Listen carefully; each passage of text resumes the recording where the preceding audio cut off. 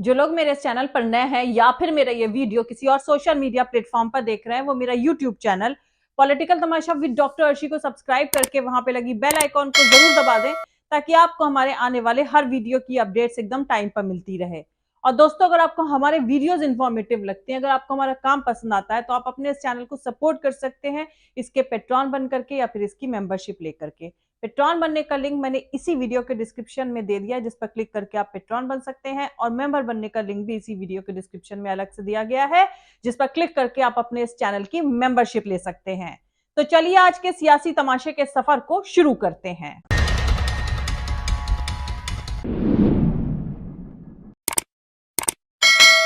Pakistan undertook a series of highly coordinated and specifically targeted precision military strikes against terrorist hideouts in Sistan-o-Baluchistan province of Iran.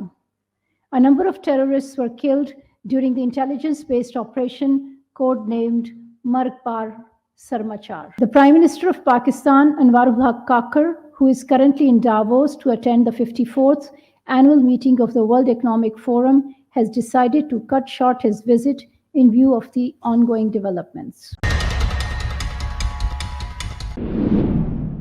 हर कोई हर किसी पर हमला कर रहा है और जंग वेस्ट एशिया से लेकर साउथ एशिया तक फैलती जा रही है।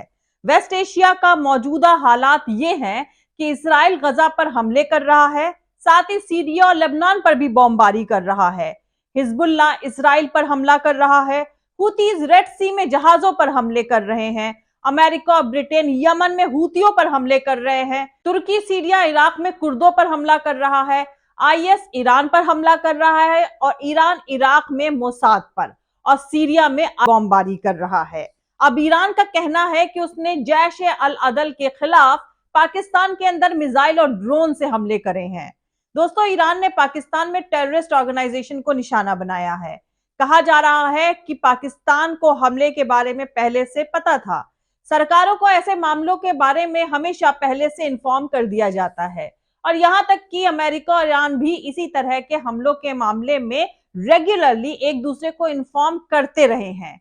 ईरान ने पाकिस्तानी अवाम या सरकार को नहीं, बल्कि वहां से ऑपरेटेड एक टेररिस्ट ऑर्गेनाइजेशन को निशाना बनाया है। पाकिस्तानी सरकार ने हमले को कंडेम किया है, लेकिन जैसा कि आप लोग जानते हैं, नई पाकिस्तानी सरकार रिश्वतखोर सांसदों को खरीद कर इमरान खान को सत्ता से बाहर करने के बाद अमेरिका की मदद से सत्ता में आई है, जब इमरान खान ने फॉरेन पॉलिसी को पूरी तरह से रूस की तरफ मोड़ने का ऐलान कर दिया था।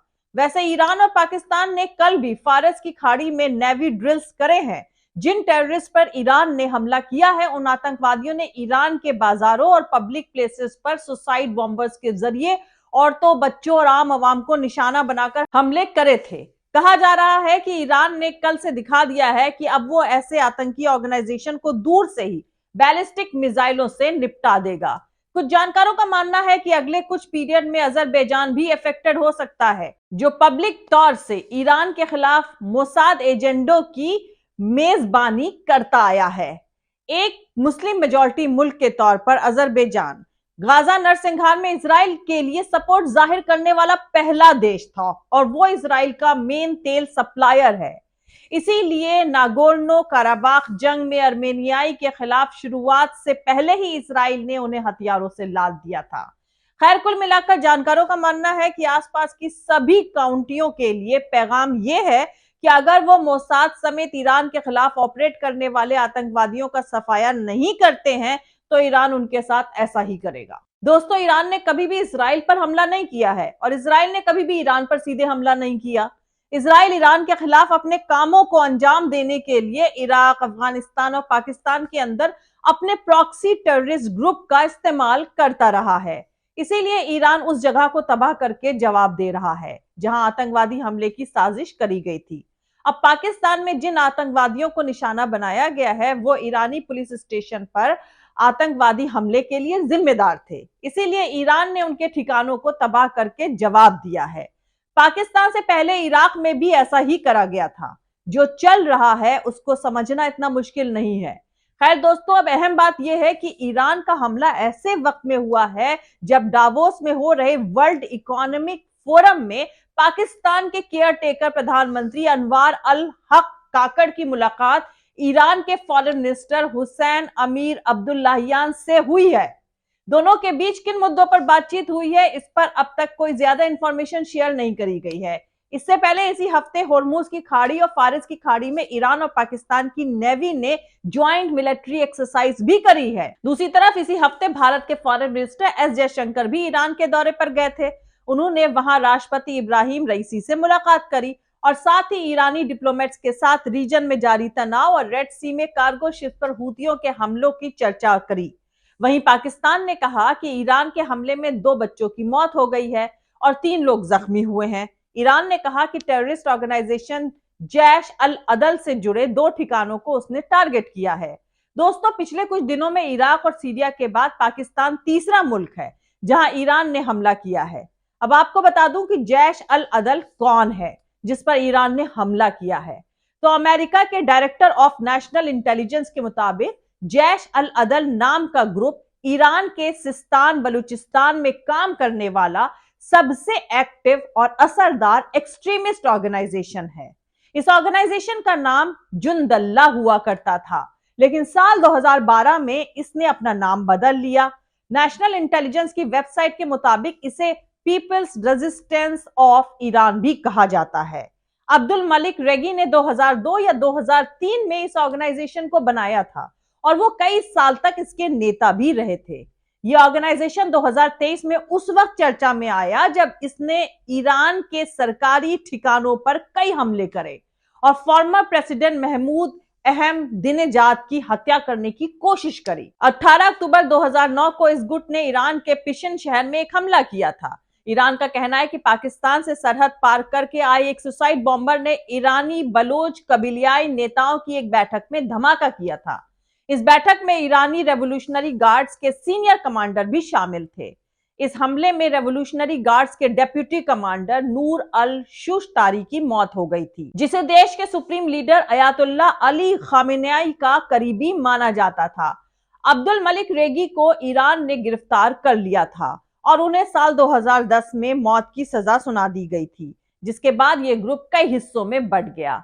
इनमें से जैश अल अदल सबसे असरदार होकर उभरा। यह ऑर्गेनाइजेशन ज्यादातर ईरानी सिक्योरिटी फोर्सेस को निशाना बनाता है, लेकिन सरकारी ऑफिसर्स और आम ईरानी मुसलमानों पर भी हमले करता रहा है। इसके हमले के तरीकों में गोलाबारी करना, अगवा करना, हत्या करना और सुसाइड बॉम्बिंग जैसे क्राइम शामिल हैं। इस ऑर्गेनाइजेशन ने सरहद पर बने चेक नाकों पर और यहां के होकर गुजरने वाली गाड़ियों पर भी छोटे हथियारों और रॉकेट से हमले करे हैं। अमेरिकी फॉरेन मिनिस्टर ने 4 नवंबर 2010 को जुंदल्ला को टेररिस्ट ऑर्गेनाइजेशन डिक्लेयर कर दिया था। बाद में इसमें अमेंडमेंट करके 2019 में जैश अल अदल का नाम शामिल कर दिया गया था। आपको बता दूं कि ईरान और पाकिस्तान में इस सरहद के पास पहले भी हमले होते रहे हैं। अप्रैल 2023 में पाकिस्तान की फौज ने कहा था कि बलूचिस्तान में एक एक्सट्रीमिस्ट हमले में 4 पाकिस्तानी सैनिकों की मौत हो गई थी। उसका कहना था कि ईरान से सटी सरहद की तरफ से आए एक्सट्रीमिस्ट ने इस वारदात को अंजाम दिया था। वहीं मई 2023 में सिस्तान बलूचिस्तान के जाहेदान में ईरानी बॉर्डर सिक्योरिटी फोर्सेस के साथ एक आर्म एक्सट्रीमिस्ट ग्रुप की झड़प हुई थी, जिसमें ईरान के 5 सैनिक मारे गए थे। उस पर सरकारी मीडिया में आई एक रिपोर्ट के मुताबिक ये एक एक्सट्रीमिस्ट ग्रुप से जुड़े लोग थे जो सरहद पार करके देश में घुसे थे, लेकिन झड़प में उनके लोगों के जख्मी होने के बाद उन्हें भागना पड़ा था।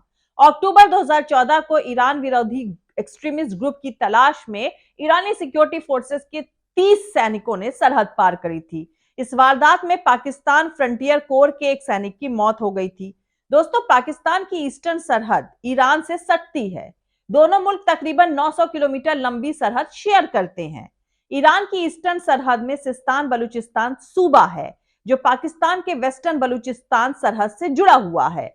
सरहद के पास के इन इलाकों में कम ही आबादी रहती है। दोस्तों, ईरान की फौज से जुड़ी एक न्यूज एजेंसी ने कंफर्म किया है कि ईरान ने एक्सट्रीमिस्ट ग्रुप जैश अल अदल से जुड़े 2 ठिकानों पर हमले करे हैं। ईरान की सरकारी एजेंसी IRNA के मुताबिक पाकिस्तान में हुए हमले के लिए मिसाइलों और ड्रोन का इस्तेमाल किया गया था और ये हमले एक्सट्रीमिस्ट के 2 ठिकानों पर करे गए हैं।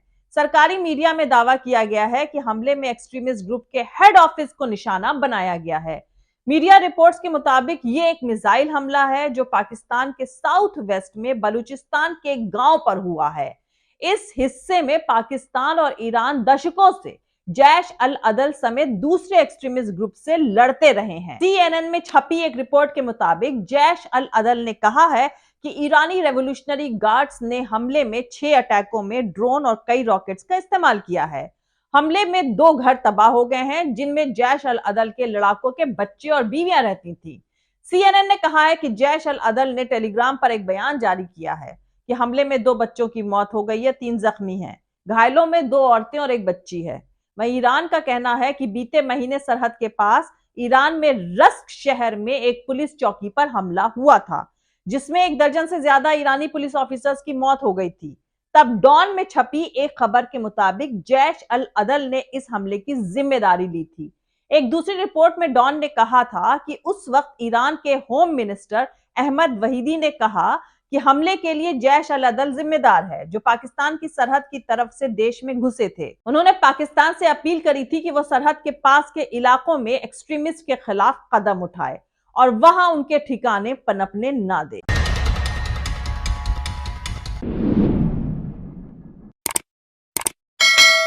आज के लिए इतना ही दोस्तों, मिलते हैं अगले वीडियो में किसी दूसरे नए सियासी तमाशे के साथ।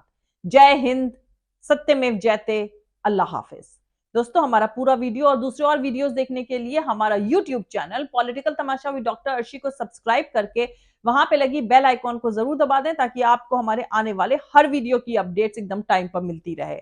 और दोस्तों अगर आपको हमारे वीडियोस इंफॉर्मेटिव लगते हैं, अगर आपको हमारा काम पसंद आता है तो आप अपने इस चैनल को सपोर्ट कर सकते हैं इसके पेट्रॉन बन करके या फिर इसकी मेंबरशिप लेकर के। दोनों का ही लिंक मैंने इसी वीडियो के डिस्क्रिप्शन में अलग अलग डाल दिया है।